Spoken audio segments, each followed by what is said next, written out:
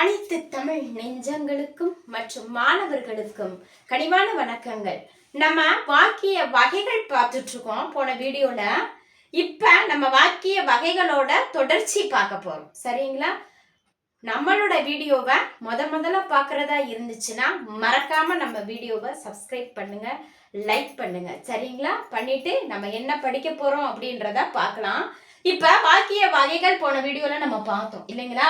இப்ப என்ன வாக்கியங்கள் பார்க்க போறோம் அப்படின்னா, உணர்ச்சி வாக்கியம் என்றால் என்ன, உள்ளத்து உணர்வுகள் வெளிப்படுமாறு அமைவது உணர்ச்சி வாக்கியம். உள்ளத்து உணர்வுகள் என்ன செய்யணும் அப்படின்னா வெளிப்படுமாறு அமைவது உணர்ச்சி வாக்கியம். இப்ப மகிழ்ச்சி, துன்பம், வியப்பு போன்ற காரணங்களால் உள்ளத்து உணர்வுகள் வெளிப்படுமாறு அமைவது உணர்ச்சி வாக்கியம். மகிழ்ச்சி, துன்பம், வியப்பு போன்ற காரணங்களால் உள்ளத்து உணர்வுகள் வெளிப்படுமாறு அமைவது உணர்ச்சி வாக்கியம். எடுத்துக்காட்டு பார்க்கலாமா? வானத்தின் அழகுதான் என்ன? ஐயோ, பேரறிஞர் அண்ணா மறைந்தாரா? அந்த மாதிரியான உள்ளத்து உணர்வுகள் வெளிப்படுமாறு அமைஞ்சிச்சுன்னா அவ்வாக்கியத்துக்கு பெயர் தான் உணர்ச்சி வாக்கியம். அடுத்து நம்ம பார்க்க போற வாக்கியம் வினா வாக்கியம் என்றால் என்ன?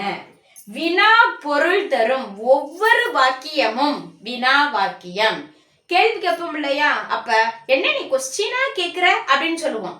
அப்ப வினாவா கேட்கப்படக்கூடிய ஒவ்வொரு வாக்கியமும் வினா வாக்கியமே. இப்ப எடுத்துக்காட்டு என்ன பாக்குறோம் அப்படின்னா, குழந்தைக்கு என்ன தெரியும்? உண்மையை யாராலும் அழிக்க முடியாதல்லவா? புரியுதுங்களா? அப்ப என்ன, ஏன், எப்படி, யார், எங்கே இது போன்ற வாக்கிய வகைகள் அமையுமேயானால் அவ்வாக்கிய வகைகள் வினா வாக்கியம் எனப்படும். நல்லா கவனிங்க. உள்ளத்து உணர்வுகள் ஃபர்ஸ்ட் வெளிப்படுமாறு அமைஞ்சிச்சுன்னா அதுதான் உணர்ச்சி வாக்கியம். அடுத்து வினா வாக்கியம். வினா பொருளை தரக்கூடிய ஒவ்வொரு வாக்கியமும் என்ன வாக்கியம் தான்? வினா வாக்கியம். அடுத்து நம்ம என்ன பார்க்கலாம் அப்படின்னா, தனி வாக்கியம் என்றால் என்ன? தனி வாக்கியம் என்றால் என்ன அப்படின்றத நம்ம பார்ப்போம். ஒரு எழுவாய் அல்லது ஒன்றுக்கு மேற்பட்ட பல எழுவாய்கள். நல்லா கவனிங்க. ஒரே ஒரு எழுவாய் அல்லது ஒன்றுக்கு மேற்பட்ட பல எழுவாய்கள் ஒரே ஒரு பயனிலையை கொண்டு முடியுமேயானால் அவ்வாக்கியம் தனி வாக்கியம் எனப்படும். புரிஞ்சுச்சுங்களா? நல்லா புரியும் நினைக்கிறேன். ஒரே ஒரு எழுவாய் தான் அல்லது ஒன்றுக்கு மேற்பட்ட பல எழுவாய்கள் ஒரே ஒரு பயனிலையை கொண்டு முடிந்தால் அவ்வாக்கியம் தனி வாக்கியம் எனப்படும். சரி, இப்ப நம்ம எடுத்துக்காட்டு பார்ப்போம். எடுத்துக்காட்டு பார்த்தா ஒரு வாரம் புரியும் நினைக்கிறேன். எடுத்துக்காட்டு பார்க்கலாம். திருவிக்கா பெண்களை போற்றினார். திருவிக்கா பெண்களை போற்றினார். நல்லா கவனிங்க. ஒரே ஒரு எழுவாய் தான். பெண்களை போற்றினார். பெண்கள் அப்படின்றப்ப நிறைய பெண்கள், அப்ப பல பயனிலைகளை கொண்டு முடிவதால் இது தனி வாக்கியம் எனப்படும். எடுத்துக்காட்டு இன்னொன்னு பார்க்கலாம்.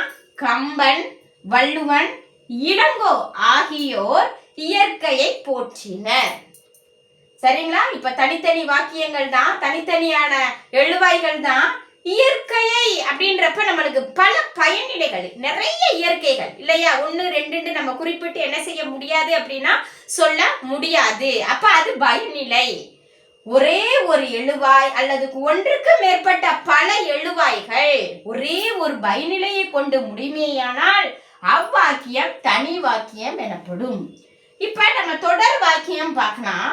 தொடர் வாக்கியமானது எப்படி வரும் அப்படின்னா, தனி வாக்கியங்கள் பல தொடர்ந்து வந்து தனி வாக்கியங்கள் பல தொடர்ந்து வந்து ஒரு எழுவாய் பல பயனிலைகளை கொண்டு முடியுமேயானால் அவ்வாக்கியம் தொடர் வாக்கியம். அவ்வாக்கியம் தொடர் வாக்கியம். எடுத்துக்காட்டு என்ன சொல்றோம் அப்படின்னா, திருவிக்கா பெண்களை போற்றினார் அப்படின்னு இருக்கு இல்லையா? இப்ப திருவிக்கா பெண்களை போற்றியதால் திருவிக்கா பெண்களை போற்றியதால். தொடர்ந்து வரணும் வாக்கியமானது. அப்ப திருவிக்கா பெண்களை போற்றியதால் இன்றைக்கு பெண்கள் சமூகத்தில் நல்ல மதிப்புடன் வாழ்கின்றனர். இந்த மாதிரியான நிறைய அவரை வச்சு தொடர்ந்து பெண்களை வரிச்சுமேயானால் அவ்வாக்கியம் தொடர் வாக்கியம் எனப்படும்.